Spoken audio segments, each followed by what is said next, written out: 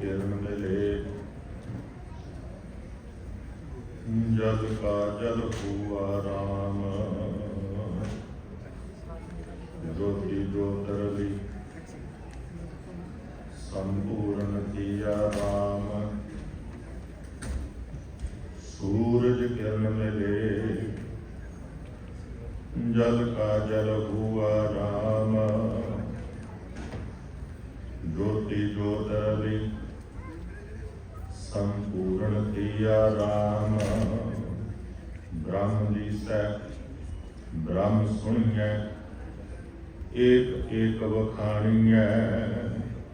आत्म पसारा करनहारा, प्रभु बिना नहीं जानिए।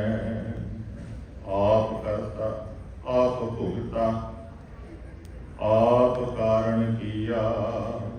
निर्बंध नानक से ही जाने, जिन्नी हर रस पिया। आप करता आप भुगता, आप कारण किया। बिनवंत नानक से ही जाने, जिन्नी हर रस पिया। मानयोग सत्संग जीओ, बड़े प्यार सहित रल मिल के ऐतवार के विशेष दीवाना में आप भी शिरकत कर रहे हो। गुरु नानक सिंह महाराज जी जिन्हों के ज्योति जोत समाउन गुरपुरब पिछले हफ्ते नानकशाही कैलेंडर के अनुसार लंघ के गए। सतगुरु जी के प्रति अपनी भावना प्यार व्यक्त करदियां होइयां आपां महाराज जी को याद करने का यतन करांगे। एक शब्द गुरबाणी के विचों तुहाडे सन्मुख रखिया है, इनू आपां ज्योति जोत गुरपुरब के संदर्भ विच विचारन का यतन करांगे। आओ सारे जाने एकाग्रचित हो के प्यार का सबूत दिओ। फतेह राही आपो अपनियां मनोबिरतियां नूं, अपनियां सुरतियां नूं एकाग्र करो। अदब सहित उच्चारण करो। वाहिगुरू जी का खालसा, वाहिगुरू जी की फतेह।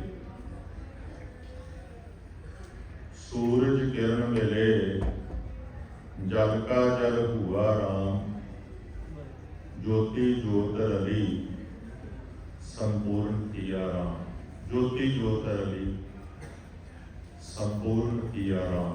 संपूर्ण हो जाना साडे समाज दे विच इहनूं पूरियां हो जाना भी बयान किया गया है। आम ही असीं बोलचाल की भाषा में कहते हाँ फलाना स्यों या फलानी भैन पूरी हो गई या पूरा हो गया।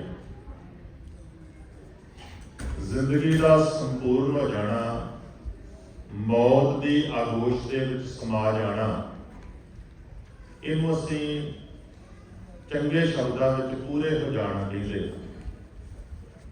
हालांकि जे असीं पूरे हो जाण दे फलसफे नूं समझण का यतन करिए तो पूरे हो जाना शब्द बड़ा डूंगा ते विशाल है। क्योंकि पूरे होना कोई सौखा नहीं होता। हर एक बंदा अपनी जिंदगी के किसी न किसी पक्षों अधूरा है। पूरे होने वास्ते बहुत मेहनत करनी पैंदी है। पूरा केवल वही है परमात्मा, जहाँ पूरे का किया सब कुछ पूरा, वध घट किश नहीं। जहाँ फिर उस पूरे का बनाया हुआ ये सारा संसार जिहदे विच किसी प्रकार की कोई कमी नहीं है, तो उस पूरे नूं जहाँ पूरे दे निज़मां नूं जो कि एक दूसरे में ओत-पोत ने, जे असीं उस पूरे नूं जानना होवे ते प्रकृति दे विचों आपां उस पूरे नूं जान सकदे हां, क्योंकि वो पूरा अपनी प्रकृति दे विच वसिया होया। जिवें आपां ਸੋਹਿਲਾ ਸਾਹਿਬ ਜੀ ਦੀ ਬਾਣੀ ਪੜ੍ਹੀ, ਉਹਦੇ ਵਿੱਚੋਂ ਆਪਾਂ ਸ਼ਬਦ ਪੜ੍ਹਦੇ ਹਾਂ, ਸਭ ਮੈਂ ਜੋਤ ਜੋਤ ਹੈ ਸੋਏ, ਤਿਸ ਦਾ ਚਾਨਣ ਸਭ ਮੈਂ ਚਾਨਣ ਹੋਏ, ਗੁਰ ਸਾਖੀ ਜੋਤ ਪ੍ਰਗਟ ਹੋਏ। ਉਹਦੀ ਜੋਤ ਕਿਵੇਂ ਪ੍ਰਗਟ ਹੁੰਦੀ ਹੈ? ਧਿਆਨ ਦਿਓ, ਆਪਾਂ ਅੱਜ ਵਿਚਾਰ ਕਰਨੀ ਹੈ ਜੋਤੀ ਜੋਤ ਸਮਾਉਣਾ। ਗੁਰ ਸਾਖੀ ਜੋਤ ਪ੍ਰਗਟ ਹੋਏ, ਉਹਦੀ ਜੋਤ ਗੁਰੂ ਦੀ ਸਾਖੀ ਰਾਹੀਂ ਸਾਡੇ ਅੰਦਰ ਪ੍ਰਗਟ ਹੁੰਦੀ ਹੈ। ਗੁਰੂ ਦੀ ਸਾਖੀ ਕੀ ਹੈ? ਗੁਰੂ ਦੀ ਸਿੱਖਿਆ। ਤੇ ਗੁਰੂ ਦੀ ਸਿੱਖਿਆ ਕਿੱਥੋਂ ਆਪਾਂ ਜਾਣਦੇ ਹਾਂ? ਗੁਰੂ ਦੀ ਬਾਣੀ ਦੇ ਰਾਹੀਂ। ਸਾਰੀ ਦੀ ਸਾਰੀ ਗੁਰੂ ਦੀ ਬਾਣੀ ਗੁਰੂ ਦੀ ਸਿੱਖਿਆ ਹੈ। ਗੁਰੂ ਦੀ ਸਿੱਖਿਆ ਰਾਹੀਂ ਉਹਦੀ ਜੋਤ ਸਾਡੇ ਅੰਦਰ ਪ੍ਰਗਟ ਹੋ ਜਾਂਦੀ ਹੈ। ਜੋਤ ਦਾ ਕੀ ਅਰਥ ਹੋਇਆ? ਸਮਝ। ਫਿਰ ਧਿਆਨ ਦਿਓ, ਸਭ ਮੈਂ ਜੋਤ ਜੋਤ ਹੈ ਸੋਏ, ਸਾਰਿਆਂ ਦੇ ਵਿੱਚ ਹੀ ਉਸ ਪਰਮਾਤਮਾ ਦੀ ਜੋਤ ਹੈ। ਤੇ ਜੋਤ ਦਾ ਅਰਥ ਹੈ ਚੇਤਨ ਸਤਾ, ਜੋਤ ਦਾ ਅਰਥ ਹੈ ਗਿਆਨ ਸਮਝ, ਜੋਤ ਦਾ ਅਰਥ ਹੈ ਨਿਜ਼ਮ। ਜਿਹੜੇ ਨਿਜ਼ਮਾਂ ਦੇ ਵਿੱਚ ਸਾਰਾ ਬ੍ਰਹਿਮੰਡ ਚੱਲ ਰਿਹਾ ਹੈ, ਉਹੀ ਨਿਜ਼ਮ ਸਾਡੇ ਸਰੀਰ ਦੇ ਉੱਪਰ ਵੀ ਲੱਗੇ ਹੋਏ ਨੇ। ਕਾਇਆ ਬਹੁਖੰਡ ਖੋਜਦੇ ਨੌ ਨਿਤ ਪਾਈ, ਨਾ ਕਿਛ ਆਇਬੋ ਨਾ ਕਿਛ ਜਾਇਬੋ, RAM ਕੀ ਦੁਹਾਈ। ਜੋ ਬ੍ਰਹਿਮੰਡੇ, ਸਾਰਾ ਆਕਾਸ਼, ਜਿੰਨੇ ਤਾਰੇ ਨੇ, ਜਿੰਨੇ ਸੋਲਰ ਸਿਸਟਮ ਦੇ ਨੇ, ਇਹ ਪੂਰਾ ਬ੍ਰਹਿਮੰਡ, ਜੋ ਬ੍ਰਹਿਮੰਡੇ ਸੋਈ ਪਿੰਡੇ। ਪਿੰਡ ਕੀ ਹੋ ਗਿਆ? ਸਾਡਾ ਸਰੀਰ। ਜਿਹੜਾ ਬ੍ਰਹਿਮੰਡ ਦਾ ਨਿਜ਼ਮ ਹੈ, ਜਾਂ ਐਵੇਂ ਕਹਿ ਲਓ ਪੂਰੇ ਬ੍ਰਹਿਮੰਡ ਨੂੰ ਜਿਵੇਂ ਕੰਟਰੋਲ ਕੀਤਾ ਜਾ ਰਿਹਾ ਹੈ, ਸਾਡੇ ਪਿੰਡ ਨੂੰ, ਸਾਡਾ ਸਰੀਰ ਵੀ ਉਵੇਂ ਦਾ ਹੀ ਹੈ। ਸਾਡੇ ਸਰੀਰ ਦੇ ਉੱਪਰ ਵੀ ਉਹੀ ਨਿਜ਼ਮ ਲਾਗੂ ਹੁੰਦੇ ਨੇ ਜਿਹੜੇ ਨਿਜ਼ਮਾਂ ਦੇ ਆਧਾਰ ਤੇ ਸਾਰਾ ਬ੍ਰਹਿਮੰਡ ਬਣਿਆ। ਜੋ ਬ੍ਰਹਿਮੰਡੇ ਸੋਈ ਪਿੰਡੇ, ਜੋ ਖੋਜੈ ਸੋ ਪਾਵੇ। ਜਿਹੜਾ ਖੋਜਦਾ ਹੈ ਉਹੀ ਉਸ ਗਿਆਨ ਨੂੰ ਪ੍ਰਾਪਤ ਕਰ ਲੈਂਦਾ ਹੈ। ਜਦੋਂ ਅਸੀਂ ਉਹਦੇ ਨਿਜ਼ਮਾਂ ਨੂੰ ਆਪਣੇ ਅੰਦਰ ਪ੍ਰਗਟ ਕਰ ਲਈਏ, ਸਮਝੋ ਅਸੀਂ ਉਸ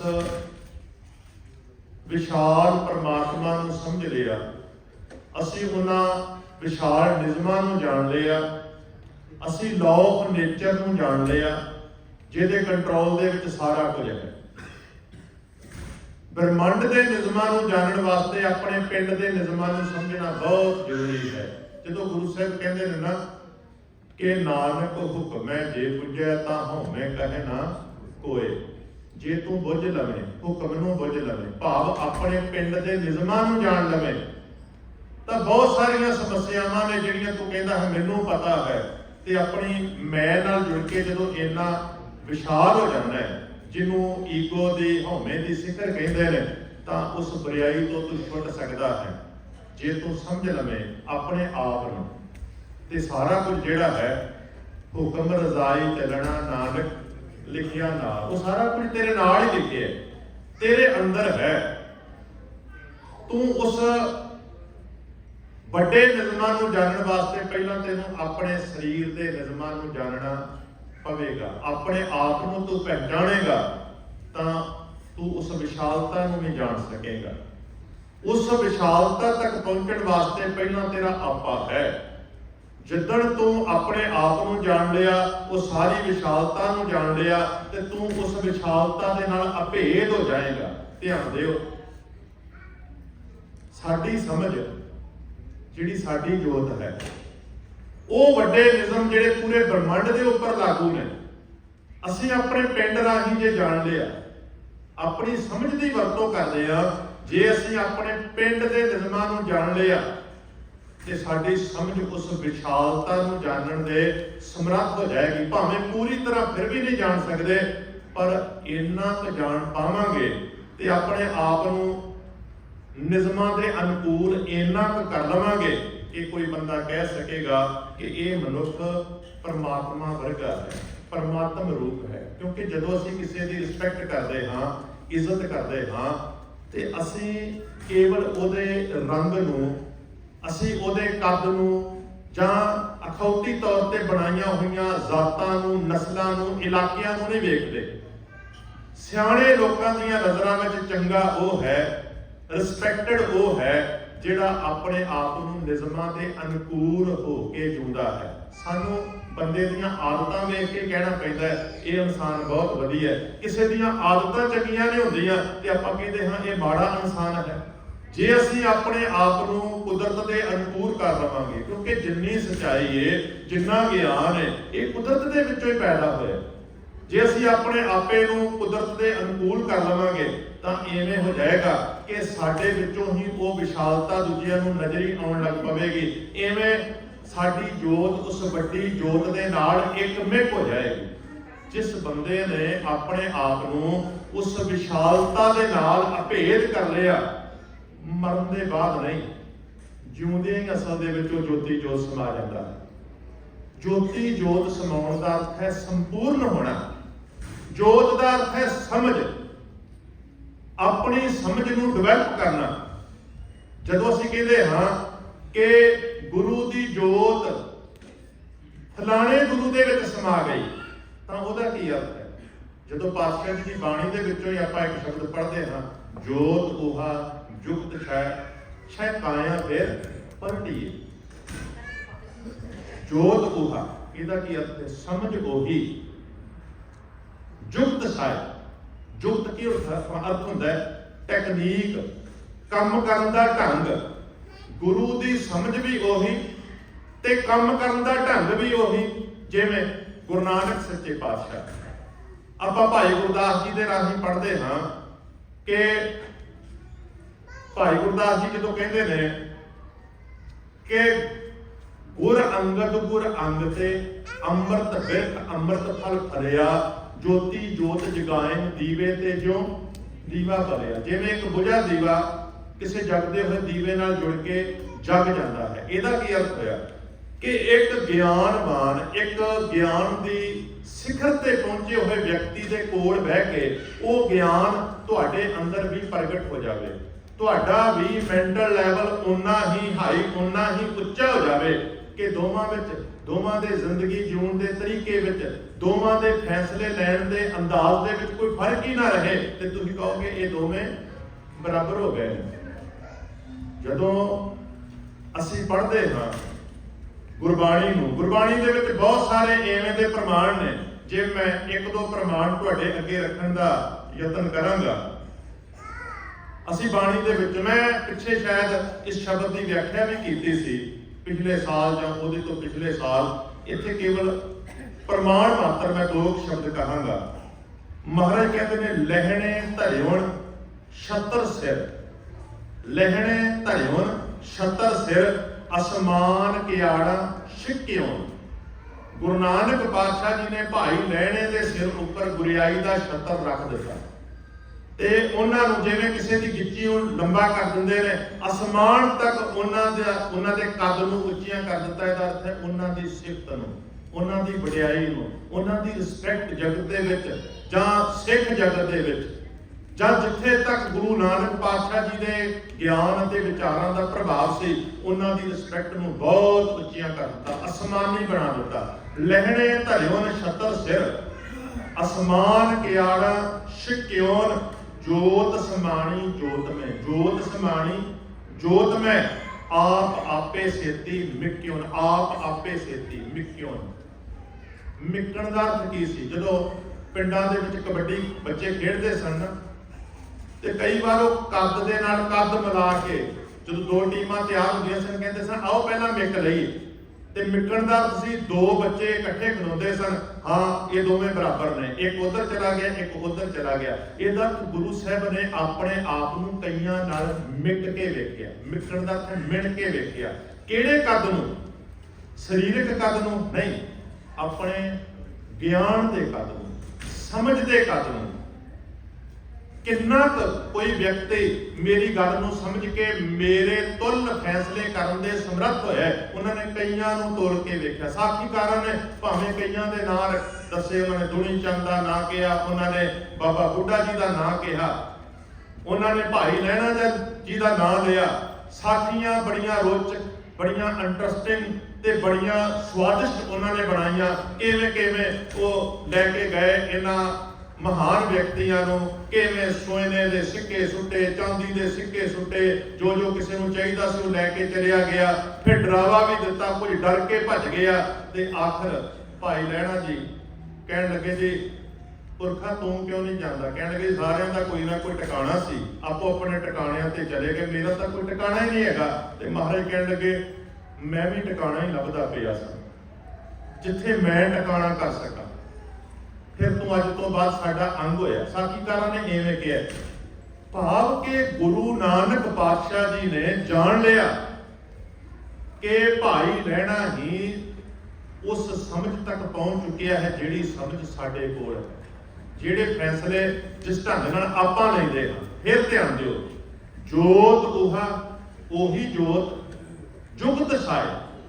जुगत दा अर्थ है तकनीक, काम करन दा ढंग, ज्ञान का पद्धर भी उही है, उस ज्ञान के अनुसार फैसले लैन का अंदाज ते समझ भी उही है।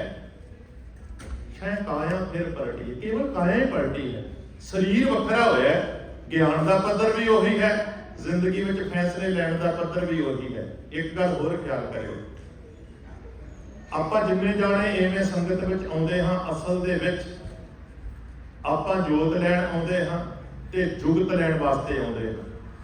ज्ञान का पद्धर साडा उन्ना उच्चा हो जाए तो फिर असी फैसले लैण दे भी उवें समर्थ हो जाइए जिवें दे फैसले गुरु साहब ने अपने जीवन काल दौरान लए। हुणे अनाउंसमेंट भी की जा रही सी ना, कनेडा ते भारत का जिहड़ा आधुनिक राजनीतिक झमड़ा है, उस झमेले दे विच आपां किन्ने क सियाणे बन के रहना है। ये ना होवे कि आपां कुछ अपने विशेष अधिकारां दी जिहड़ी गल कर रहे हाँ वो अधिकार ते सानू ना मिलण, उल्टा सगों साडी कौमी तौर ते चारे पासे बदनामी हो जाए।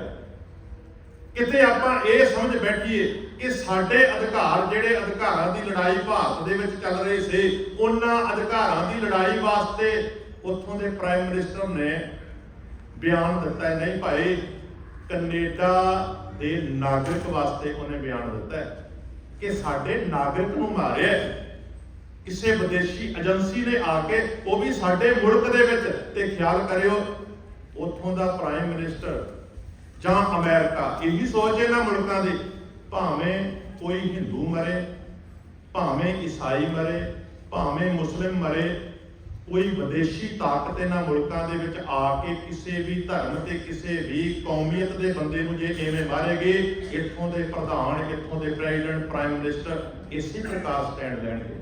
गल नागरिक दी है, उत्थे ये गल नहीं कि साडी एजुकेशन किवें दी है, किहड़े साडे मुद्दे ने ते काहदे वास्ते असीं संघर्ष कर रहे हां। हाँ एवें असीं कही जाइए कि साडे वास्ते ते फिर कोई इवें दे आपां एक्शन करन लग पईए कि कल नूं फिर सानूं भी वो बन लैण ते उल्टा पूरे विश्व दे विच साडी बदनामी हो जाए।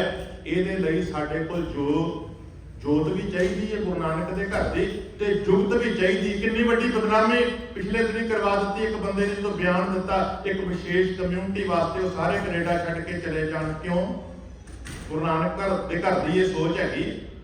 बल्कि जिहड़े साडे अधिकार ने वो अधिकार उन्हां भैण भरावां दे सहयोग तो बिना थोड़ी प्राप्त किए जा सकते हैं, बल्कि जे किसी प्रकार का डर है ते ਉਹ ਲੀਡਰ होने चाहिए ने जिन्हां दे विच गुरु नानक दी वो जोत भी होवे ते जुगत भी होवे, ਉਹ तुरंत सामने आके छाती ताण के खलो जाण कि इवें दा जे कोई बयान इन्हां वास्ते दिंदा है ते बहुत गलत, असीं इन्हां वास्ते मर मिटण वास्ते भी तैयार हां। पर इहो जिहियां गलतियां पता क्यों हो रही ने? क्योंकि ना साडे कोल जोत है ते ना साडे कोल जुगत है। जिन्हों पूरा किया गया गुरमत दे विच पूरा वो है जिन्ने जोत भी अपने अंदर धारण कर लई गुरु नानक दे घर दे, ते जुगत भी धारण कर लई, जिंदगी जीउण दी तकनीक भी जिन्ने गुरु नानक दे घर दे धारण कर लई। जदों सिख हर महाज ते जित्तां प्राप्त करते सन, उन्हां दे जितण दा कारण उन्हां दी मसल पावर नहीं सी। इस करके नहीं कि उन्होंने तलवारबाजी, उन्होंने हथियारबंद संघर्ष करना बड़ा आउंदा सी। उन्हां दे कोल उस समय ब्रेन पावर बहुत सी, उन्हां दे कोल उस समय जोत भी सी, उन्हां दे कोल उस समय जुगत भी सी। उस समय वो पूरे सन, पूरे पूर्ण गुरसिख जिन्हों कहते हैं।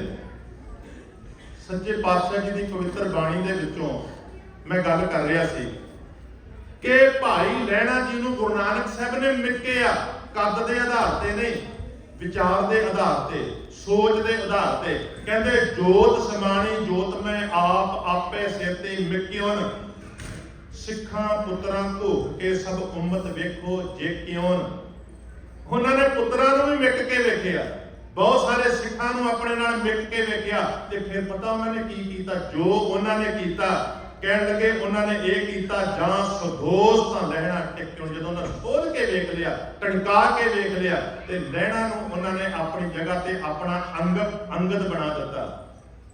कहन लगे जां सदोष तां लहणा टिक्यों, टणका के वेख के उन्होंने पूरा कर लिया। ये पूरा है, ਇਹਦੇ अंदर साडी जोत भी है, जुगत भी है। कोई एवें दा भूत नहीं कि गुरु संसार तो गए ते अंदरों भूत निकल के दूसरे दे अंदर वड़ गया, एवें दा भूत नहीं ते इक्के दम एवें काया कल्प नहीं हुंदे।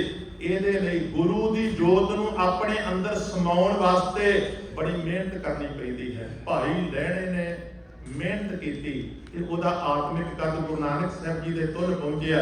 खिमा करियो, गुरु नानक साहब नूं भी उस उच्चे आत्मिक कद तक पहुंचण वास्ते बचपन तो ही मेहनत करनी पई।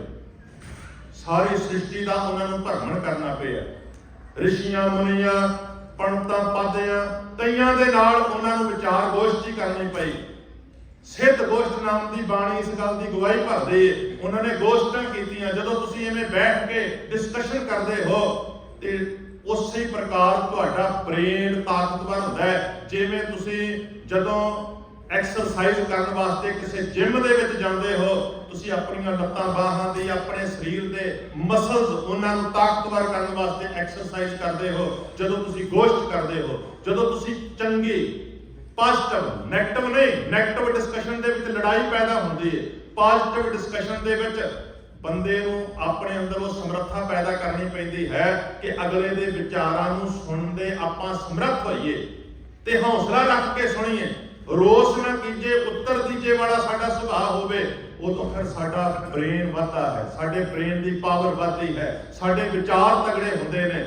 सानू हर एक प्रॉब्लम नूं सोचण वास्ते साडे दिमाग दे विच ताकत पैदा हुंदी है ते हर एक समस्या दा सॉल्यूशन कढण दी भी साडे अंदर समर्था पैदा हुंदी है। और ये एक्सरसाइज करन वाला जिहड़ा जिम है वो पता किहड़ा है, वो ऐही सत संगत इत्थों शुरुआत होंदी है। इत्थों फिर बंदा मेहनत करता करता वो कद प्राप्त करता है, जिहड़े कद नूं गुरु नानक पातशाह जी ने अपने कद दे नाल मिलिया। गुरु नानक साहब ने उस विशाल जोत नूं अपने हिरदे दे विचों खोज लिया।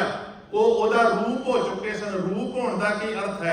जान लेना असलीयत नूं, अपनी समझ नूं बहुत उच्चियां कर लेना।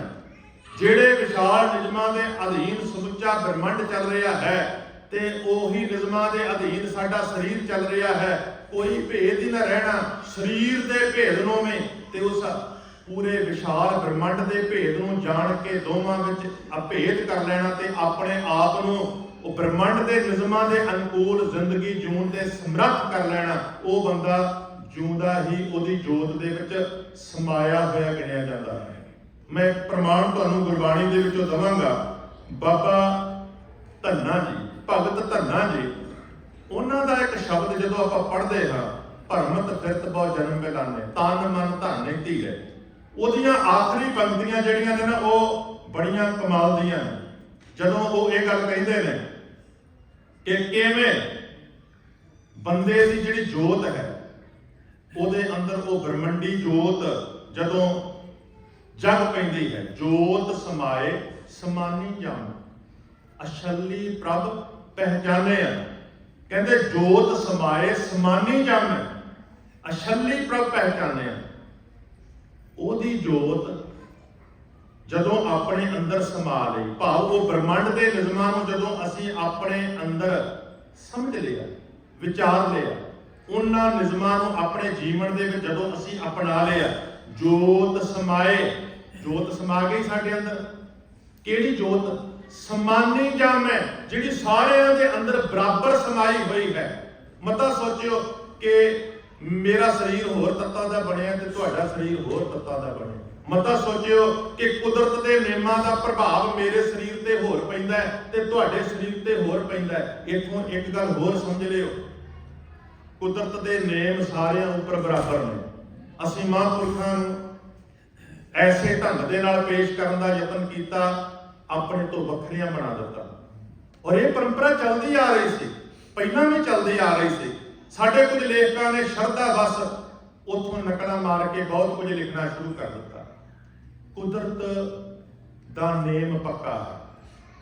ਸਰੀਰ ਨੇ ਜਦੋਂ ਸੰਸਾਰ ਤੋਂ ਜਾਣਾ, ਜੇ ਕੋਈ ਬੰਦਾ ਸਰੀਰ ਨੂੰ ਬੰਨੇ ਲਾਉਣ ਦਾ ਧਾਰਮਿਕ ਢੰਗ ਨਾ ਵੀ ਅਪਣਾਵੇ, ਇੱਕ ਦੱਜੇ, ਇੱਕ ਦੱਬੀਏ, ਇੱਕ ਨਾ ਕੁੱਤੇ ਖਾਹੇ, ਇੱਕ ਪਾਣੀ ਵਿੱਚ ਉਸਟੀਏ, ਇੱਕ ਭੇ ਫਿਰ ਹੱਸਣ ਪਾਹੇ, ਨਾਨਕ ਏਵ ਨਾ ਜਾਪੇ ਕਿੱਥੇ ਜਾਏ ਸਮਾਹੇ। ਜੇ ਕੋਈ ਦੱਬਣ ਵਾਲੇ ਨੇ ਨਹੀਂ ਦੱਬਿਆ, ਸਾੜਨ ਵਾਲੇ ਨੇ ਨਹੀਂ ਸਾੜਿਆ, ਹੱਸਣ ਪਾਏ, ਉੱਚੀ ਮਮਤੀ ਤੇ ਰੱਖਣ ਵਾਲੇ ਪਾਰਸੀਆਂ ਨੇ ਉਵੇਂ ਨਹੀਂ ਕੀਤਾ, ਜੇ ਸਰੀਰ ਨੂੰ ਜੰਗਲ ਬੇਲਿਆਂ ਦੇ ਵਿੱਚ ਜੇ ਜਾਨਵਰਾਂ ਨੇ ਨਹੀਂ ਭੱਖਿਆ, ਸਰੀਰ ਐਵੇਂ ਪਿਆ ਰਹਿ ਗਿਆ, ਤੇ ਫਿਰ ਕੀ ਹੋਣਾ ਹੈ? ਸਰੀਰ ਆਪਣੇ ਆਪ ਅਪਘਟਿਤ ਹੋ ਜਾਂਦਾ ਹੈ, ਸਰੀਰ ਗਲ ਸੜ ਜਾਂਦਾ ਹੈ। ਪਾਣੀ ਵਾਲੇ ਤੱਤ ਧਰਤੀ ਵਿੱਚ ਸਮਾ ਜਾਂਦੇ ਨੇ, ਕੁਝ ਗੈਸਾਂ ਉੱਪਰ ਉੱਠ ਜਾਂਦੀਆਂ ਨੇ, ਆਪਣੇ ਆਪ ਹੀ ਸਰੀਰ ਦਾ ਕੀ ਹੋ ਜਾਂਦਾ ਹੈ? ਸੰਸਕਾਰ ਹੋ ਜਾਂਦਾ ਹੈ। ਇਹ ਕਿਹਨੇ ਬਣਾਇਆ? ਰੱਬ ਨੇ ਨੇਮ ਬਣਾਇਆ ਹੈ।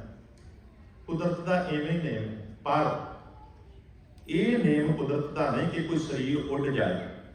ਖਿਮਾ ਕਰਿਓ, ਕਿਸੇ ਦੀ ਸ਼ਰਧਾ ਨੂੰ ਚੋਟ ਪਹੁੰਚੇ, ਮੈਂ ਖਿਮਾ ਮੰਗਦਾ ਹਾਂ। ਜ਼ਰੂਰੀ ਨਹੀਂ ਮੇਰੀ ਹਰ ਗੱਲ ਨੂੰ ਤੁਸੀਂ ਮੰਨਣਾ ਹੈ, ਪਰ ਸੁਣਨ ਦੀ ਸਮਰੱਥਾ ਜ਼ਰੂਰ ਪੈਦਾ ਕਰਨੀ, ਕਿਉਂਕਿ ਗੁਰੂ ਸਾਹਿਬ ਨੇ ਸਾਨੂੰ ਨਿਯਮਾਂ ਦਾ ਪਾਬੰਦ ਬਣਾਇਆ, ਸਾਨੂੰ ਕੁਦਰਤਵਾਦੀ ਬਣਾਇਆ। ਅਸੀਂ ਤਾਂ ਇਹ ਮਹਿਸੂਸ ਕਰਦੇ ਹਾਂ ਬਲਿਹਾਰੀ ਕੁਦਰਤ ਵਸਿਆ, ਤੇਰਾ ਅੰਤ ਨਾ ਜਾਈ ਲਖਿਆ। ਅਸੀਂ ਕੁਦਰਤ ਦੇ ਬਹੁਤ ਨੇੜੇ ਹਾਂ, ਅਸੀਂ ਕੁਦਰਤ ਨਾਲ ਬਹੁਤ ਪਿਆਰ ਕਰਦੇ ਹਾਂ। ਜੇ ਤੁਸੀਂ ਕੁਦਰਤ ਦੇ ਨਿਯਮਾਂ ਤੋਂ ਅਨਕਾਰੀ ਹੋਵੋਗੇ, ਫਿਰ ਕੀ ਜਵਾਬ ਦਿਓਗੇ? ਜਿੱਦਣ ਕਿਸੇ ਨੇ ਕਿਹਾ ਉਦਣ ਕੁਦਰਤ ਦੇ ਨਿਯਮ ਭੰਗ ਕਿਉਂ ਨਾ ਹੋਏ, ਜਿੱਦਣ ਗੁਰੂ ਤੇਗ ਬਹਾਦਰ ਸਾਹਿਬ ਮਹਾਰਾਜ ਦੇ ਸੀਸ ਦੇ ਉੱਪਰ ਲੋਹੇ ਦੀ ਤਲਵਾਰ ਦਾ ਵਾਰ ਹੋਇਆ, ਸੀਸ ਕੱਟਿਆ ਗਿਆ, ਕਿਉਂਕਿ ਇਹ ਤਾਂ ਕੁਦਰਤ ਦਾ ਨਿਯਮ ਹੈ।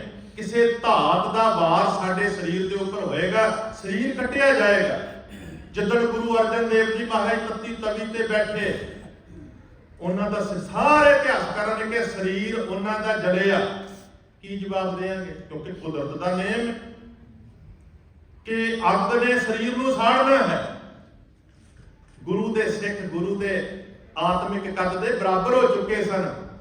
ਜੇ ਕਿਸੇ ਦੇ ਸਿਰ ਦੇ ਉੱਪਰ ਆਰਾ ਫੇਰਿਆ ਗਿਆ, ਸਰੀਰ ਕੱਟਿਆ ਗਿਆ। ਜੇ ਕਿਸੇ ਨੂੰ ਰੂਮ ਵਿੱਚ ਬੰਨ੍ਹ ਕੇ ਸਾੜਿਆ ਗਿਆ, ਉਹ ਸਿੱਖ ਸ਼ਹੀਦ ਹੋ ਗਿਆ। ਜੇ ਕਿਸੇ ਨੂੰ ਪਾਣੀ ਦੇ ਵਿੱਚ ਦੇਗ ਵਿੱਚ ਉਬਾਲਿਆ ਗਿਆ, ਭਾਈ ਦਿਆਲਾ ਵਰਗੇ ਗੁਰਮੁਖਾਂ ਨੂੰ ਉਹ ਉਬਲ ਗਏ, ਸ਼ਹੀਦ ਹੋ ਗਏ। ਕਿਸੇ ਦੇ ਬੰਦ ਕੱਟੇ ਗਏ, ਸ਼ਹੀਦ ਹੋ ਗਿਆ ਉਹ ਸਿੱਖ। ਕਿਸੇ ਦੀ ਖੋਪੜੀ ਉਤਾਰੀ ਗਈ, ਉਹ ਸਿੱਖ ਸ਼ਹੀਦ ਹੋ ਗਿਆ। ਨਿਯਮ ਹੈ ਕੁਦਰਤ ਦਾ, ਤੁਸੀਂ ਤੋੜ ਨਹੀਂ ਸਕਦੇ। ਜਦ ਕਿ ਸਾਡੇ ਇਤਿਹਾਸਕ ਗ੍ਰੰਥਾਂ ਨੇ ਗੱਲ ਦੀ ਗਵਾਹੀ ਭਰੀ ਹੈ ਕਿ ਗੁਰੂ ਸਾਹਿਬ ਜੀ ਦੇ ਸਰੀਰ ਨੂੰ 40 ਮਣ ਚੰਦਨ ਦੀ ਲੱਕੜੀ ਵਿੱਚ ਸੰਸਕਾਰਿਆ ਗਿਆ, ਪਰ ਗੁਰੂ ਸਾਹਿਬ ਜੀ ਦੇ 40-50 ਸਾਲ ਬਾਅਦ ਜਿਹੜੀ ਗ੍ਰੰਥ ਲਿਖੇ ਗਏ, ਕੋਈ 100 ਸਾਲ ਬਾਅਦ ਗ੍ਰੰਥ ਲਿਖਿਆ ਗਿਆ। ਗੁਰੂ ਬਿਲਾਸ ਪਾਤਸ਼ਾਹੀ 10ਵੀਂ ਇਤ ਆਦਿਕ ਉਹੋ ਜਿਹੇ ਗ੍ਰੰਥਾਂ ਦੇ ਵਿੱਚ, ਕਿਉਂਕਿ 2 ਗੁਰੂ ਬਿਲਾਸ ਨੇ 10ਵੇਂ ਪਾਤਸ਼ਾਹ ਦੇ ਉੱਪਰ, ਤੇ ਉਹ ਦੋਵਾਂ ਦੇ ਵਿੱਚ ਜਿਹੜੇ ਇੱਕ 51 ਸਾਲ ਬਾਅਦ ਲਿਖਿਆ ਗਿਆ, ਇੱਕ ਲਗਭਗ 97-98 ਸਾਲ ਬਾਅਦ ਲਿਖਿਆ ਗਿਆ, ਤੇ ਉਹਨਾਂ ਦੋਵਾਂ ਦੇ ਵਿੱਚ ਲਿਖਿਆ ਗਿਆ ਗੁਰੂ ਸਾਹਿਬ ਤਾਂ ਘੋੜੇ ਸਮੇਤ ਹੀ ਅਲੋਪ ਹੋ ਗਏ, ਬਲਕਿ ਸਰੀਰ ਦੇ ਘੋੜਾ ਵੀ ਅਲੋਪ ਹੋ ਗਿਆ। ਇਹ ਕੁਦਰਤ ਦੇ ਨਿਯਮਾਂ ਦੇ ਵਿਰੁੱਧ ਹੈ। ਗੁਰੂ ਨਾਨਕ ਸਾਹਿਬ ਮਹਾਰਾਜ ਬਾਰੇ ਕਿਹਾ ਗਿਆ, ਜੋਤੀ ਜੋਤ ਸਮਾਏ, ਉੱਪਰ ਚਾਦਰ ਪਾ ਦਿੱਤੀ ਗਈ, ਚਾਦਰ ਚੁੱਕੀ, ਹੇਠਾਂ ਕੇਵਲ ਪੁਸ਼ਪ ਪਏ ਸਨ, ਸਰੀਰ ਅਲੋਪ ਹੋ ਗਿਆ। ਇਵੇਂ ਨਹੀਂ ਹੁੰਦਾ। ਇਵੇਂ ਆਪਾਂ ਆਪਣੀ ਬੇਸਮਝੀ ਦਾ ਪ੍ਰਦਰਸ਼ਨ ਕਰਦੇ ਹਾਂ।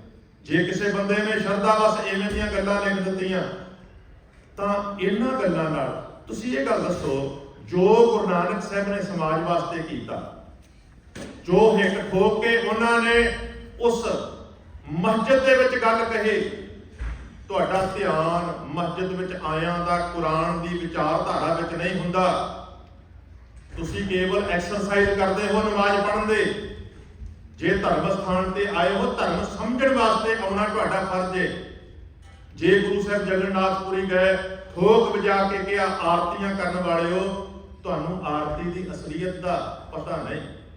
अब मैं प्रमाण उत्थों ही शुरू किया ना, गुरसाखी जोत प्रगट होए, जोत सुभाव है सो आरती। आरती की है जो कर रहा है ਉਹਦੇ ਨਿਯਮਾਂ ਨੂੰ ਸਮਝਣਾ। ਉਹਦੇ ਨਿਯਮ ਧੁੱਪ है, ਛਾਂ है, दुख है, सुख है, भुख है, मींह पै रहे, बदल गरज रहे ने, हड़ आ रहे, जो भी हो रहे, जोत सुभाव है सो आरती होए। ਤੁਸੀਂ ਇਸ ਚੀਜ਼ ਨੂੰ ਨਹੀਂ ਸਮਝ ਰਹੇ। ਤੁਸੀਂ ਜਾਦੂ ਟੂਣਿਆਂ ਦੇ ਨਾਲ ਕਈ ਪ੍ਰਕਾਰ ਦੇ ਹੋਰ ਪਾਠਾਂ ਦੇ ਰਾਹੀਂ, ਮੰਤਰ ਜਾਪਾਂ ਦੇ ਰਾਹੀਂ ਉਹਦੇ ਨਿਯਮਾਂ ਨੂੰ ਬਦਲਣ ਦਾ ਯਤਨ ਕਰ ਰਹੇ ਹੋ। ਤੁਸੀਂ ਜੇ ਉਹਨੂੰ ਸਮਝ ਲਓ ਤੇ ਤੁਹਾਨੂੰ ਮਹਿਸੂਸ ਹੋ, ਤੁਸੀਂ ਤਾਂ ਕਹਿ ਦਿਓ ਕਿ ਤਿਆਂ ਦੂਰ ਧੂਕ ਸਦਮਾ ਇਹ ਪੈਦਾ ਤੇਰੀ, ਪਰ ਤੁਸੀਂ ਨਹੀਂ ਜਾਣ ਰਹੇ, ਤੁਹਾਡੀ ਆਰਤੀ ਝੂਠੀ ਹੈ।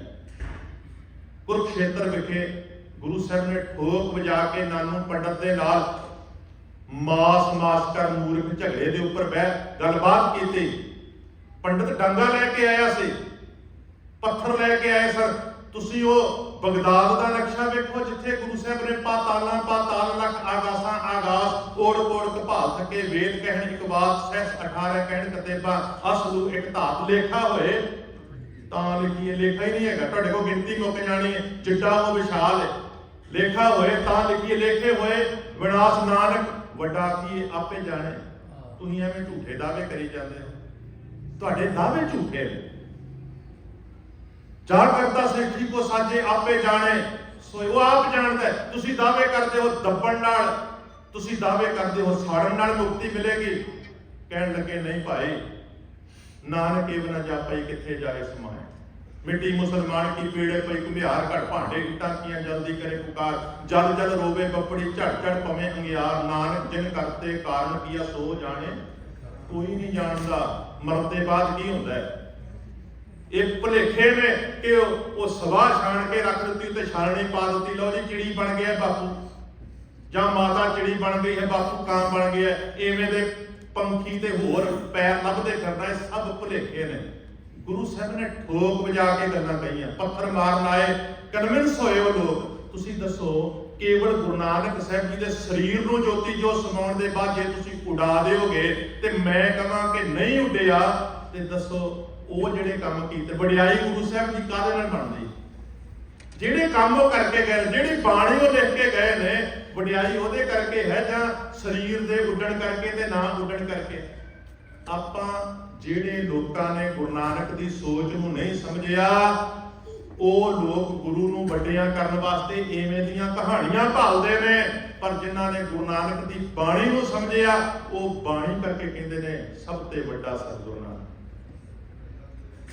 ਕੁਦਰਤ ਦੇ ਨਿਯਮਾਂ ਦੀ ਨਾ ਗੁਰੂ ਸਾਹਿਬ ਨੇ ਕਦੀ ਉਲੰਘਣਾ ਕੀਤੀ, ਨਾ ਹੀ ਉਹਨਾਂ ਨੇ ਕਦੇ ਕਿਹਾ ਕਿ ਕੁਦਰਤ ਦੇ ਨਿਯਮ ਜਿਹੜੇ ਨੇ ਉਹ ਟੁੱਟ ਸਕਦੇ ਨੇ। ਕੁਦਰਤ ਦੇ ਨਿਯਮ ਅਟੱਲ ਨੇ। ਜਦੋਂ ਕਹਿੰਦੇ ਨੇ ਹੁਕਮ ਰਜ਼ਾਈ ਚੱਲਣਾ, ਉਹਦੀ ਰਜ਼ਾ ਵਿੱਚ ਚੱਲਣ ਦਾ ਅਰਥ ਇਹ ਹੈ ਕਿ ਨਿਯਮਾਂ ਨੂੰ ਨਹੀਂ ਬਦਲ ਸਕਦੇ। ਤੁਹਾਨੂੰ ਆਪਣੇ ਆਪ ਨੂੰ ਉਹਨਾਂ ਨਿਯਮਾਂ ਦੇ ਅਨੁਕੂਲ ਬਦਲਣਾ ਪਏਗਾ, ਤੁਹਾਨੂੰ ਐਕਸੈਪਟ ਕਰਨਾ ਪਏਗਾ ਕੁਦਰਤ ਦੇ ਨਿਯਮਾਂ ਨੂੰ। ਜੇ ਮੰਨ ਲਓਗੇ ਤੇ ਚੰਗੇ ਰਹੋਗੇ, ਨਹੀਂ ਤੇ ਦੁਖੀ ਹੋਵੋਗੇ। 10 वस्तु ले पाछे पावे, एक वस्त कांबे खोट गवावे, एक पीना दे 10 पीहर ले तो मूड़े कहो कहा करे। जिस ठाकुर सो नाही चारा ताको कीजे, तेरा ओदे नियमां अगे कोई चारा नहीं। तेनू ओदे नियमां दे अगे झुकना पएगा, तेनू ओदे नियमां दा पाबंद रहना पएगा। मैं कई बार गल कीती है कि लाइफ स्टाइल जे असीं कुदरत दे नियमां दे अनुकूल बनावांगे, बड़ियां परेशानियां तो बच जावांगे। कुदरत के नियमां की उलंघना करांगे, व्यक्तिगत तौर पर भी समस्यावां ने ते समाज के तौर पर भी बहुत सारिया समस्यावां सानूं फेस करनियां पैणगियां। ग्लोबल वार्मिंग की गल की जाती, कहा जाता मनुख ने पूरी धरती के उपर जिहड़ियां गलतियां कीतियां ने, उहदा खमियाजा सारी उम्मत नूं, सारे संसार नूं, सारी दुनिया नूं भुगतनी पैनी। वापर बहुत कुछ जो गलतियां मनुख ने कीतियां ने। नहीं भाई, ਉਹਦੇ ਨਿਯਮਾਂ ਨੂੰ ਸਮਝਣਾ, ਆਪਣੇ ਆਪ ਨੂੰ ਆਪਣੀ ਸਮਝ ਰਾਹੀਂ, ਆਪਣੀ ਜੋਤ ਰਾਹੀਂ ਆਪਣੇ ਆਪ ਨੂੰ ਸਮਝ ਕੇ ਵੱਡੇ ਨਿਯਮਾਂ ਤੱਕ ਪਹੁੰਚਣਾ। ਉਹ ਕੀ ਹੈ? ਜੋਤੀ ਜੋਤ ਦੇ ਵਿੱਚ ਸਮਾ ਜਾਣਾ। ਇਹ ਮਰਨ ਦੇ ਬਾਅਦ ਨਹੀਂ, ਜਿਉਂਦਿਆਂ ਸਮਾਇਆ ਜਾਂਦਾ ਹੈ। ਭਗਤ ਧੰਨਾ ਜੀ ਕਹਿੰਦੇ ਨੇ, ਜੋਤ ਸਮਾਏ ਸਮਾਨੀ ਜਾ ਕੈ, ਅਛੱਲੀ ਪ੍ਰਭ ਪਹਿਚਾਨਿਆ, ਧੰਨੇ ਧਨ ਪਾਇਆ ਧਰਣੀ ਧਰ। ਧਰਤੀ ਦਾ ਆਸਰਾ ਕੌਣ ਹੈ? ਕੋਈ ਬੈਲ? ਜੇ ਬੈਲ ਹੁੰਦਾ ਤੇ ਆ ਚੰਦਰਮਾ ਦੇ ਉੱਤੇ ਜਾ ਕੇ ਉਤਰ ਗਿਆ ਜੇ। ਕਈਆਂ ਦਾ ਵੈਸੇ ਕਈਆਂ ਦੇ ਯਾਨ ਉੱਥੇ ਉਤਰੇ ਨੇ। ਸਾਡਾ ਇੱਕ ਯਾਨ ਭਾਰਤੀ ਯਾਨ ਵੀ ਉੱਥੇ ਉਤਰਿਆ ਪਿਛਲੇ ਦਿਨੀ, ਬੜਾ ਰੌਲਾ ਪਿਆ। ਉਹਨੇ ਧਰਤੀ ਦੀਆਂ ਫੋਟੋਆਂ ਵੀ ਖਿੱਚ ਕੇ ਭੇਜੀਆਂ। ਵਿਚਾਰੇ ਹਿੰਦੁਸਤਾਨ ਦੇ ਭੈਣ ਭਰਾਵਾਂ ਨੂੰ ਬੜਾ ਦੁੱਖ ਮਹਿਸੂਸ ਹੋਇਆ ਕਿ ਉਹਦੇ ਥੱਲੇ ਜਿਹੜਾ ਬਲਦ ਖਲੋਤਾ ਸੀ ਉਹਦੀ ਫੋਟੋ ਨਹੀਂ ਆਈ। ਹੈ ਹੀ ਕੋਈ ਨਹੀਂ ਸੀ। ਮਹਾਰਾਜ ਨੇ ਕਿਹਾ ਸੀ ਧਰਤੀ ਹੋਰ ਪਰੈ ਹੋਰ ਤਿਸ ਤੇ ਭਾਰ ਤਲੈ ਕਮਣ ਜੋਰ। ਭਾਈ ਜੇ ਕਹੋ ਧਰਤੀ ਥੱਲੇ ਬੈਲ, ਉਹਦੇ ਥੱਲੇ ਫੇਰ ਧਰਤੀ, ਉਹਦੇ ਥੱਲੇ ਫੇਰ ਬੈਲ, ਫੇਰ ਧਰਤੀ। ਕਹਿੰਦੇ ਦੱਸੋ ਜਿਹੜਾ ਆਖਰ ਦੇ ਵਿੱਚ ਬਲਦ ਹੈ ਉਹ ਕਾਹਦੇ ਤੇ ਖਲੋਤਾ ਹੈ? ਤਿਸ ਤੇ ਭਾਰ ਤਲੇ ਕਮਣ ਜੋਰ। ਧੌਲ ਧਰਮ ਦਇਆ ਕਾ ਪੂਤ, ਸੰਤੋਖ ਥਾਪ ਰੱਖਿਆ ਜਨ ਸੂਤ। ਕਹਿੰਦੇ ਅਸਲ ਵਿੱਚ ਧਰਤੀ ਨਿਯਮਾਂ ਦੇ ਅਨੁਕੂਲ ਹੈ। ਜੇ ਤੁਸੀਂ ਜ਼ਿੰਦਗੀ ਵਧੀਆ ਜਿਉਣੀ ਹੈ, ਤੁਹਾਨੂੰ ਆਪਣੇ ਆਪ ਨੂੰ ਸੰਤੋਖ, ਦਇਆ, ਧਰਮ, ਧੀਰਜ ਇਹਨਾਂ ਗੁਣਾਂ ਨੂੰ ਫੋਲੋ ਕਰਨਾ ਪਏਗਾ। ਤਾਂ ਸੁਖੀ ਰਹੋਗੇ, ਤਾਂ ਜ਼ਿੰਦਗੀ ਵਿੱਚ ਸਮਾਜ ਵਿੱਚ ਟਿਕੇ ਰਹੋਗੇ। ਨਹੀਂ ਤੇ ਕਈ ਪ੍ਰਕਾਰ ਦੇ ਦੁੱਖਾਂ ਤੇ ਸਮਾਜਿਕ ਪਰੇਸ਼ਾਨੀਆਂ ਦਾ ਤੁਹਾਨੂੰ ਖਮਿਆਜਾ ਭੁਗਤਣਾ ਪਏਗਾ। ਬਾਬਾ ਧੰਨਾ ਜੀ ਕਹਿੰਦੇ ਨੇ, ਧੰਨੇ ਮੈਂ ਧੰਨੇ ਨੇ, ਧਨ ਪਾਇਆ ਧਰਨੀ ਧਰ। ਮੈਂ ਉਹ ਧਰਤੀ ਦੇ ਆਸਰੇ ਨੂੰ, ਜਿਹਨੇ ਧਰਤੀ ਨੂੰ ਟਿਕਾ ਕੇ ਰੱਖਿਆ ਹੈ, ਉਹਨਾਂ ਨਿਯਮਾਂ ਨੂੰ ਜਾਣ ਲਿਆ ਹੈ। ਮਿਲ ਜਨ ਸੰਤ, ਮੈਂ ਗੁਰਮੁਖਾਂ ਦੀ ਸੰਗਤ ਵਿੱਚ ਬਹਿ ਕੇ, ਉਹ ਕਹਿੰਦੇ ਮੈਂ ਗੁਰਮੁਖਾਂ ਦੀ ਸੰਗਤ ਵਿੱਚ ਬਹਿ ਕੇ, ਤੇ ਆਪਾਂ ਕਿਹਾ ਜੀ ਪੱਥਰ ਦੇ ਵਿੱਚੋਂ ਲੱਭ ਲਿਆ। ਹਾਂ, ਮੈਂ ਪਿਛਲੇ ਸਮੇਂ ਜੇਕਰ ਗੱਲ ਕਹੀ ਸੀ, ਹੋ ਸਕਦਾ ਹੈ ਕਿ ਉਸ ਮਹਾਂਪੁਰਖ ਨੇ ਗੁਰਮੁਖਾਂ ਦੀ ਸੰਗਤ ਵਿੱਚੋਂ ਸੱਚ ਨੂੰ ਅਨੁਭਵ ਕੀਤਾ ਹੋਵੇ। ਜਦੋਂ ਉਹਨੂੰ ਅਨੁਭਵ ਹੋਇਆ ਤੇ ਉਹਨਾਂ ਨੂੰ ਕੇਵਲ ਆ ਮਾਸ ਦੇ ਬੁੱਤਾਂ ਵਿੱਚ ਹੀ ਉਹਦੀ ਅਨੁਭੂਤੀ ਨਹੀਂ ਹੋਈ। ਉਹਨਾਂ ਨੂੰ ਤਾਂ ਉਹਨਾਂ ਵਿੱਚੋਂ ਜਿਹੜੇ ਸਥੂਲ ਸਨ, ਜਿਹੜੇ ਤੁਰ ਫਿਰ ਨਹੀਂ ਸਨ ਸਕਦੇ, ਪੱਥਰ ਹੀ ਕਹਿ ਲਓ, ਉਹਨਾਂ ਵਿੱਚ ਵੀ ਅਨੁਭਵ ਹੋਣ ਲੱਗ ਗਿਆ ਵੀ ਇਹਦੇ ਵਿੱਚ ਵੀ ਉਹਦੀ ਤਾਕਤ ਵਰਤਦੀ ਪਈ ਹੈ। ਪਰ ਪਹਿਲਾਂ ਉਹਨਾਂ ਨੇ ਗੁਰਮੁਖਾਂ ਦੇ ਵਿੱਚ ਬਹਿ ਕੇ ਉਹਨੂੰ ਅਨੁਭਵ ਕੀਤਾ।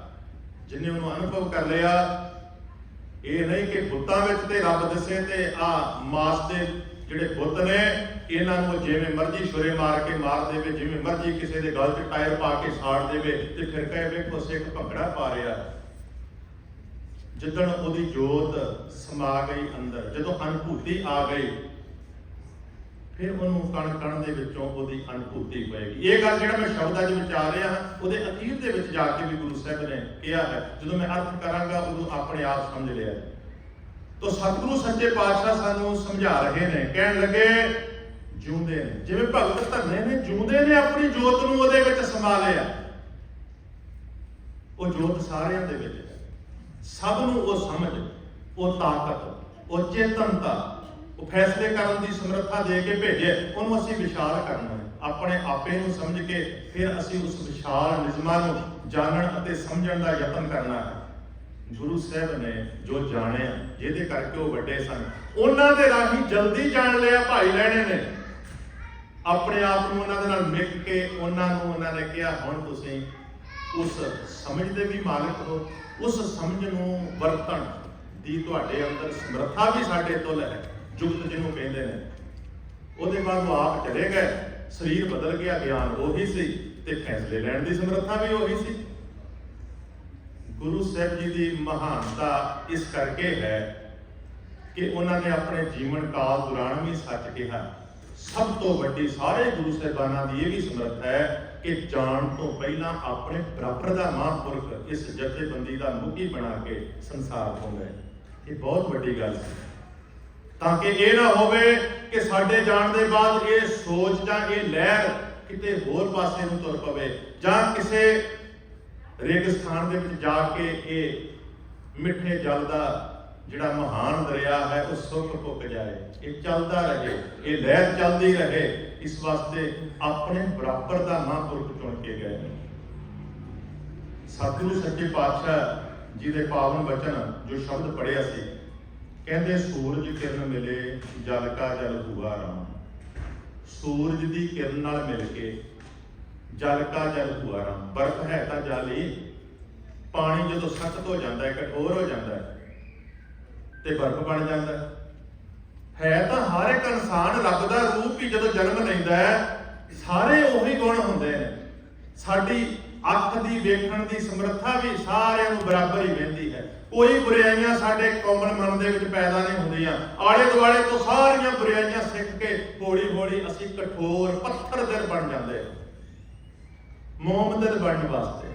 जे मुसलमान नूं किहा सी मुसलमान मोम दिल होवे अंतर की मल दिल ते धोवे, ਉਹ अंदर दी मैल धो रही है। ਜਿਹੜੀ मैल जन्म लैण दे बाद समाज दे विचों ਅਸੀਂ धारण कीती है, ਜਿਹੜੀ कठोरता ਜਿਹੜੀ पत्थर दिली ਅਸੀਂ समाज दे विचों सिੱਖੀ, पत्थर दिली संकीर्णता सौड़ी सोच कट्टड़वाद ਜਿਹੜੀ सोच कारण फिर अखां द्वैशता दे विच वेखदियां ने, मेल तेर करदियां ने, अपने आप नूं उच्चा आपस को दीर कर जाने अवरन को लगमाद। छोटे छोटे जिवें अपने आप नूं उड़ाड़ा वड्डे अखर लगमाद करना सिहारी प्यारी इहो जिहा समझण। पर जदों गुरु नानक दी जोत अंदर प्रगट हो गई फिर तां सारे अपने ही लगणगे। ना को बैरी ना है बेगाना सगल संग हमको बनाए सभे सांझी वालसदा इनको किसे ना दसे बारा जीओ। मैं आज ही क्लास विच भी गल कर रहा सां, सब तो लिबरल सोच किसी धर्म की हैगी ते गुरु नानक दे घर तो। कोई पंगत विच द्वैशता नहीं, कोई संगत विच द्वैशता नहीं। सेवा करदे कोई ख्याल नहीं रखा जाता किसी इलाके का, किस रंग का, किस नस्ल का है। केवल सेवा करनी है, वो भी निष्काम भावना के नाल समाज के प्रति समर्पित होकर रहना है। दूजियां वास्ते जे मरना पै जाए मरन लई तैयार रहना है। सारियां नूं सत्कार देना, सब दी इज्जत करनी है। बड़ा लिबरल धर्म है सिख धर्म। इन्हां विचारां नूं आप भी संभालण दी लोड़ है ते इन्हां विचारां नूं दूजियां तक लैके जाण दी भी बहुत लोड़ है। पर जदों आपां इन्हां विचारां नूं भुल जांदे हां फिर असीं भी पत्थर दिल बन जाते हैं, कठोर हो जाते हैं, संकीर्ण हो जाते हैं, जिन्हों आधुनिक समय में कुछ लोग कट्टड़वादी भी कहते हैं। महाराज कहते हैं सूरज किरण मिले जल का जल हुआ राम, वो बर्फ सी जाली। पर कट्टड़ बन गई, पत्थर हो गए, सख्त हो गए। जदों वो जोत, वो सच्चे निज़म, वो सच्ची समझ, वो ज्ञान आया साडे अंदर ते उस जोत दे नाल ये सारी बर्फ पिघल गई ते असीं निर्मल जल दा चश्मा बन के वगण लग पए। फिर तां नदियां ते वाह पवे समुंद ना जानी, फिर पता ही नहीं लगता कि आ केड़ी नदी दा जल है। फिर समुंदर विशालता वड्डापन पूरे हो जाना, संपूर्ण हो जाना। ज्योति जोत रली संपूर्ण थिया राम। केड़ी जोत? ज्ञान समझ रबी निज़म, वो जो रल गई बंदा की हो गया? संपूर्ण पूरा हो गया। ब्रह्म दिसै ब्रह्म सुनिए एक एक वखाने, एक एक दे विच ओही नजर आउंदा, ब्रह्म ही दिसदा है। जदों कोई बोलदा है ते इवें लगदा है रब ही बोल रहा है। आत्म पसारा करन हारा प्रभ बिना नहीं जानिए। सारा सिरजनहार का खिलारा ही महसूस होता है, उहदा ही रूप महसूस होता है ते वाहिगुरू तो बिना किसी होर नूं किते बंदा पछाणदा भी नहीं। महसूस होता है आप करता आप भुगता आप कारण किया। वो आप ही करता है सब कासे दा सारियां दे विच, क्योंकि वो आप बैठा जो कुछ छक रहा खा रहे भोग रहे वो आप ही भोग रहे। आप करता आप भुगता आप कारण किया। सब कासे दा कारण उन्हें आप ही बनाया है।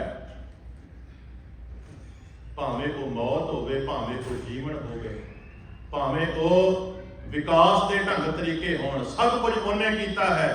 बिनवंत नानक से ही जाने।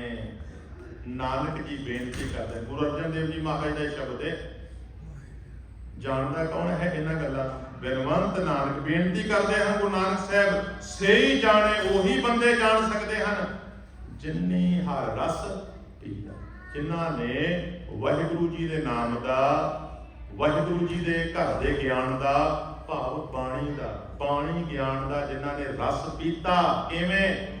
कीर्तन रूप विच, पाठ रूप विच, विचार रूप दे विच, अखां राही, कन्ना राही, रसना राही जिन्हां ने ये रस पीता, उन्हां ने ही इस चीज़ नूं जाणिया।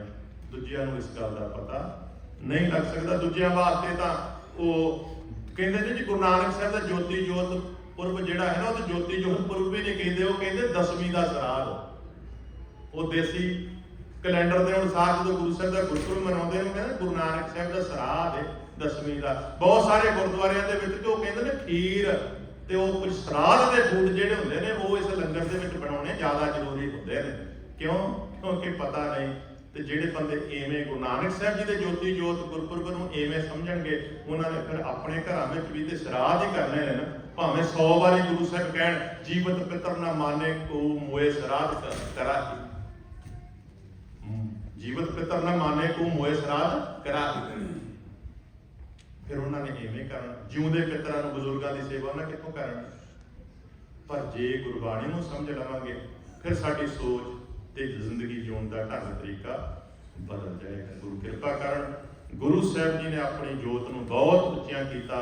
ਭਾਈ ਲਹਿਣਾ ਜੀ ਨੇ ਉਸ ਜੋਤ ਨੂੰ ਆਪਣੇ ਅੰਦਰ ਸਮਾ ਕੇ ਉਹ ਟੈਕਨੀਕ ਜਿਹੜੀ ਗੁਰੂ ਨਾਨਕ ਸਾਹਿਬ ਜੀ ਦੇ ਫੈਸਲੇ ਲੈਣ ਦੀ ਸੀ ਉਹ ਜੁਗਤ ਵੀ ਹਾਸਲ ਕਰ ਲਈ। ਸਰੀਰ ਬਦਲ ਗਿਆ, ਪਰਸਨੈਲਿਟੀ ਉਹੀ ਰਹੀ। ਗੁਰੂ ਕਿਰਪਾ ਕਰਨ ਸਾਨੂੰ ਸਭ ਨੂੰ ਗੁਰੂ ਨਾਨਕ ਦੇ ਘਰ ਦਾ ਸਿਧਾਂਤ ਸਮਝ ਵਿੱਚ ਆ ਸਕੇ। ਹੋਈਆਂ ਭੁੱਲਾਂ ਦੀ ਖਿਮਾ। ਵਾਹਿਗੁਰੂ ਜੀ ਕਾ ਖਾਲਸਾ, ਵਾਹਿਗੁਰੂ ਜੀ ਕੀ ਫਤਿਹ।